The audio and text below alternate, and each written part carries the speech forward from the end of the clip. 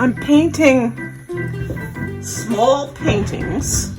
I think they're, what are they, 4x6? 4x6, they fit in these little frames for a patron who gives these for Christmas presents every year. And I'm going to show you the steps that I go through to paint them. First, I cut the paper into small pieces. I'm using gamboge yellow, it's a yellow color, to paint the background. He asked me to paint them in my style. He wanted 10 horses, some longhorns, and a cat. So I won't be painting the cat with this, but I'll be painting the longhorns and the horses in this style. Okay.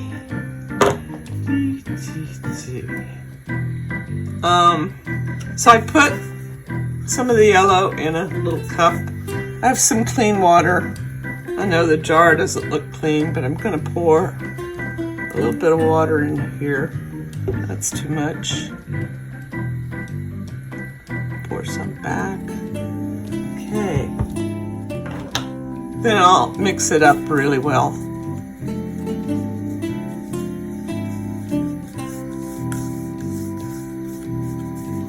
Okay. And I'm just going to paint every single little paper yellow. That's how it's done.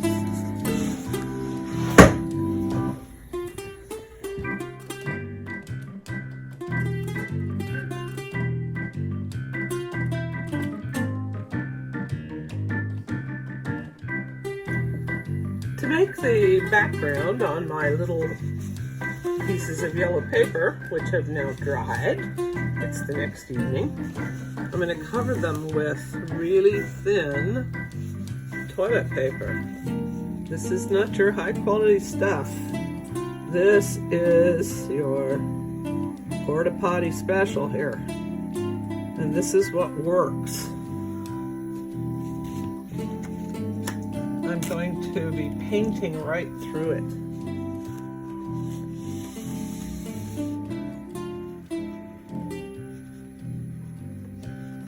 Yeah. Okay, we're getting it.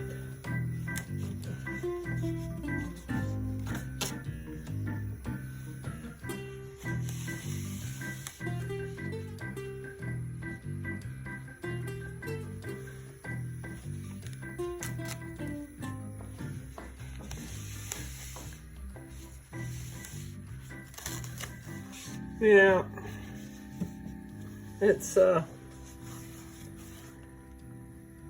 kind of hard to get it all where you want it.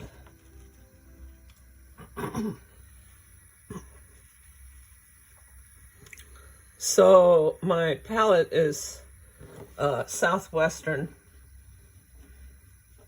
The colors I'm using are, these are Lucas paints. I like them because they come in big tubes.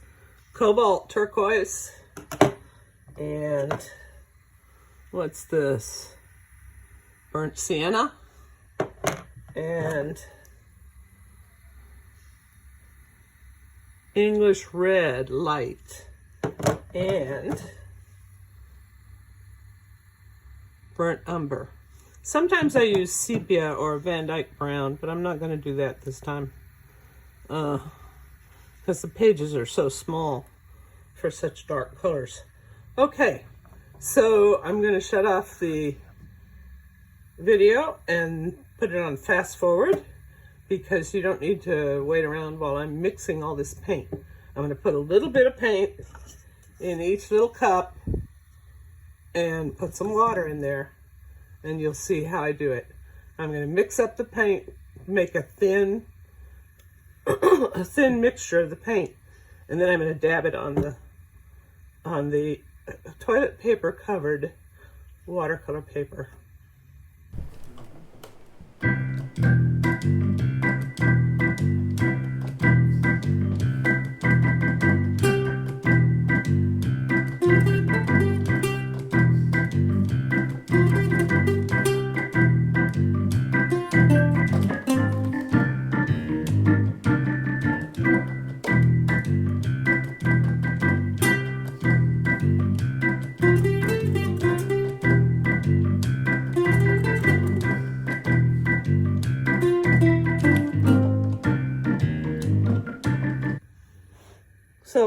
there's all my little background pieces.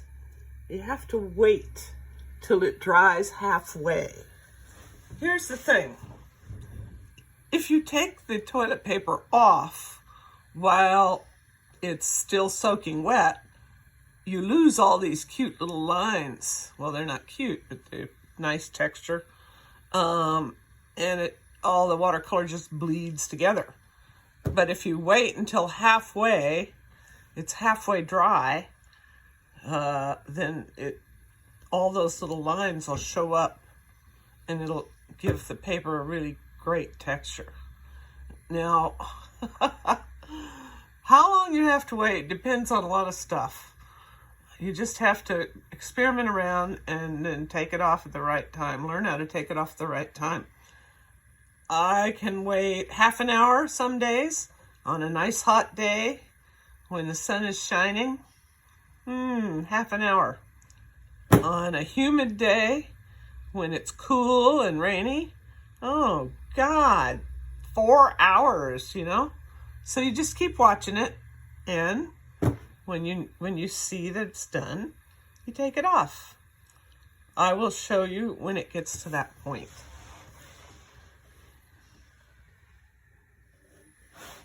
Okay, I'm back. It's been drying for 2.5 hours.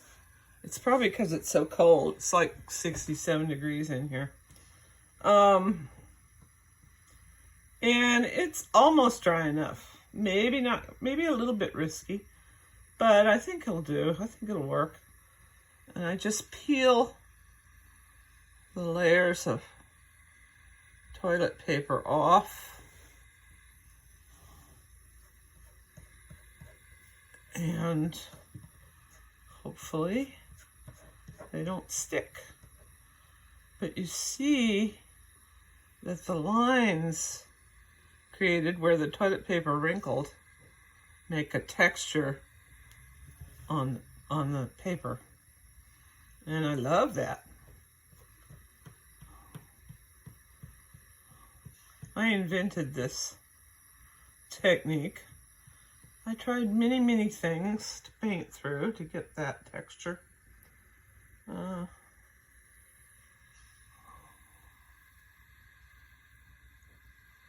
And this seems to be the one I like the best. Although for some bigger paintings I use cloth, or you can use Kleenex and get almost the same thing. But you have to separate the little sheets of Kleenex. It has to be 1 ply.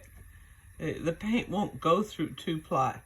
And if you get Kleenex that has some kind of whatever, aloe vera or whatever they put in Kleenex these days, some kind of scent or something, it resists paint and it won't go through. So get the cheap stuff. Just like we need the cheap toilet paper. It's the best. Well, yeah, there's a little piece there I wanted to get. And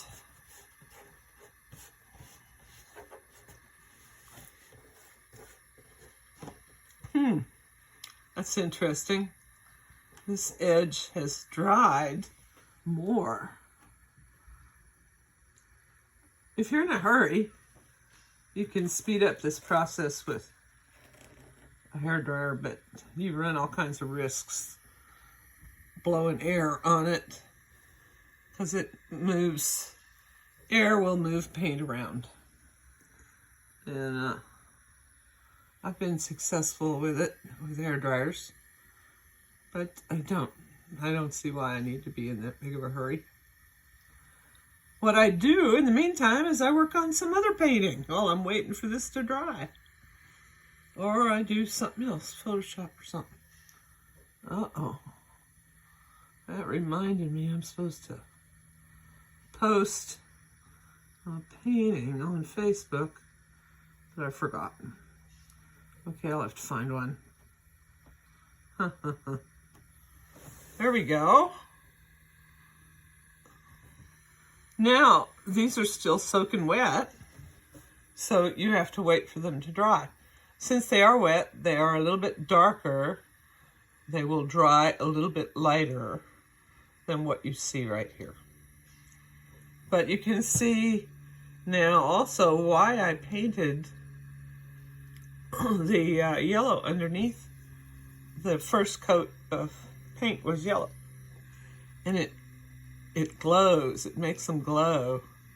And I love that. Watercolor is transparent, so if you put one layer on top of another layer, you'll get a kind of a luminescence. You have to experiment around with different colors, and that's what I did.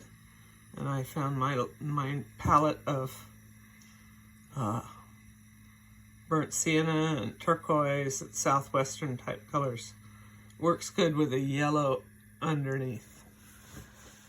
And then when it leaves little things like this, little spaces, people ask, oh, did you do that on purpose? I go, yeah, that's a chip. That's a chip off the cave wall there. Anyway. It's the next day, and all my little pieces of paper have dried with these cool backgrounds. You see that, all that texture on there? I like that. That's why I use it. So I was originally trying to make it look like the wall of a cave, but I got a little carried away with the color, which is what I like too. So anyway, I have all these. Now what I'm going to do is I'm going to use a, what is this? Statler Mars Graphic 3000 black watercolor pen to draw some horses and probably some longhorns. And then I'm going to paint, and I'm going to use probably only 4 colors. This is Lucas Burnt Sienna and Cobalt Turquoise and Burnt Umber and English Red Light and some black. I'm probably going to use some black. So I'm going to do this fairly fast, and there's no reason for you to sit through it all. So we'll put it on time lapse.